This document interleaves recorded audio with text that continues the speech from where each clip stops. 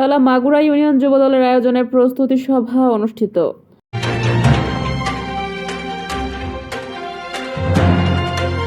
আসসালামু আলাইকুম দর্শক, সকলকে আমন্ত্রণ জানাচ্ছি বিবিআর নিউজ সংবাদে।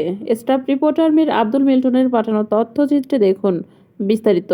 সাতক্ষীরা তালামাগুড়া ইউনিয়ন যুবদলের আয়োজনে আগামী 16ই মে শিক্ষা, স্বাস্থ্য, মৌলিক অধিকার বিষয়ে তারুণ্যের ভাবনা শীর্ষক সেমিনার এবং 17ই মে তারুণ্যের রাজনৈতিক অধিকার প্রতিষ্ঠা সমাবেশ সফল করতে প্রস্তুতি সভা অনুষ্ঠিত হয়েছে।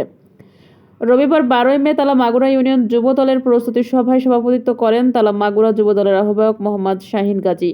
তালা উপজেলা যুবদলের যুগ্ম আহ্বায়ক শেখ আসাদের সঞ্চালনায় অতিথি হিসেবে উপস্থিত ছিলেন তালা উপজেলা যুবদলের আহ্বায়ক মির্জা আতিয়ার রহমান, তালা উপজেলা যুবদলের যুগ্ম আহ্বায়ক সাইদুর রহমান সাইদ, মাগুরা ইউনিয়ন বিএনপির সাবেক সাধারণ সম্পাদক শেখ আমিনুল ইসলাম, সাবেক সাংগঠনিক সম্পাদক ডাক্তার আব্দুল খালেক, সহসভাপতি মাস্টার আব্দুস সাত্তার, তালা উপজেলা বিএনপির সাবেক সদস্য প্রভাষক সাইদুর রহমান, মাগুরা ইউনিয়ন যুবদলের সদস্য সচিব বাবু সরজিৎ সরকার, যুবনেতা নাসির মাস্টার, হাফিজুর রহমান, মাগুরা ইউনিয়ন স্বেচ্ছাসেবক দলের সদস্য সচিব রিপন ইসলাম, যুবদলের যুগ্ম আহ্বায়ক শফিকুল ইসলাম, দেলোয়ার হোসেন, ইউনিয়নের ছাত্রদল, যুবদল, স্বেচ্ছাসেবক দলের নেতৃবৃন্দ উপস্থিত থেকে বক্তব্য রাখেন।